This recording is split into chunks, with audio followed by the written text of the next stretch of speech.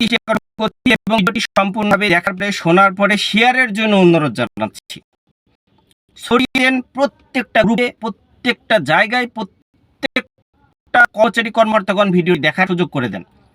কারণ এই সুযোগটা আপনার আমার কারোরই মাথায় নাই। একটা জিনিস মাথায় নাই, কি স্বৈরাচারী সরকার বা যে সরকারের পতন হয়েছে 5ই আগস্ট, এই আগস্ট মাসের যে 5 তারিখের যে স্বৈরাচারী সরকারের পতন হয়েছে অলরেডি 1 মাস হয়ে গেছে। বিভিন্ন দপ্তর অফিস প্রধান সকলের পরিবর্তন হচ্ছে, কিন্তু স্বৈরাচারী সরকার যে পে স্কেল ঘোষণা করে দিয়ে গেছে, যে তাদের আমলাদের, তাদের অফিস প্রধানদের প্রাধান্য দিয়ে যে স্কেল ঘোষণা করে গেছে, কর্মচারীদেরকে নির্যাতিত নিষ্পেষিত করার জন্য যে স্কেল ঘোষণা করেছিল, সেই স্কেল কেন পরিবর্তন হবে না?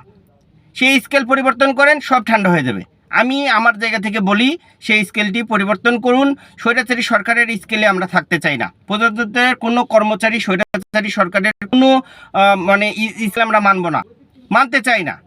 কারণ স্বৈরাচারী সরকার তাদের অফিস প্রধানদের বেশি প্রাধান্য দিয়ে তাদেরকে রেখেছে। তাই কেন আমরা তাহলে স্বৈরাচারী সরকারের কেন পে স্কেলে আমরা বেতন আজকেও নিব? 1 মাস পার হয়ে গেছে, এখন পর্যন্ত আপনারা কোনো পরিবর্তন আনতে পারেননি এবং আনার চেষ্টাও করছেন না। এই বিষয়টা কর্ণপাতই করছেন না। সবাই আছেন বৈষম্য নিয়ে, সবাই আছেন যার যার মতো ডেজিগনেশন নিয়ে, যার যার মতো আছেন আপনারা, যে আপনি নির্যাতিত হয়েছেন, নিষ্পেষিত হয়েছেন। একটা জিনিস মনে রাখবেন, সবচেয়ে বেশি নির্যাতিত নিষ্পেষিত হয়ে আছেন গ্রেডিং সিস্টেমে এবং বেতন বৈষম্য নিয়ে।